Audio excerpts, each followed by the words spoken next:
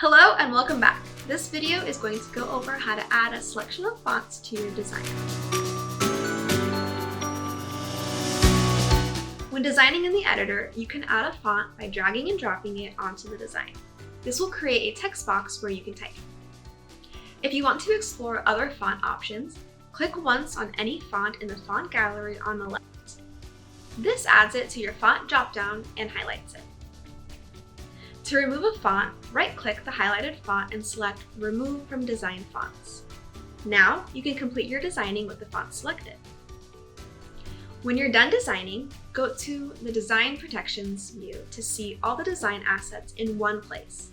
These are the assets your customer, buyer, or user will have access to.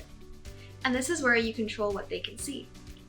This video will focus on the fonts, but the process is similar for images. All the fonts on your canvas will automatically be added to the design assets and cannot be removed from this section unless you remove them from the design itself. If you try, you will receive a warning that you cannot remove that font unless removed from the design. To add fonts to your customer in bulk, you can drag and drop categories, folders, collections, or tags. Please note that there's a limit of 500 fonts that can be added to a design. If you need to remove a font from the design assets, just click the X on the category or the individual font.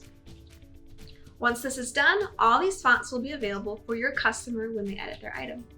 If you have any questions on how to add and remove design fonts to a design, let us know at support@cordial.com.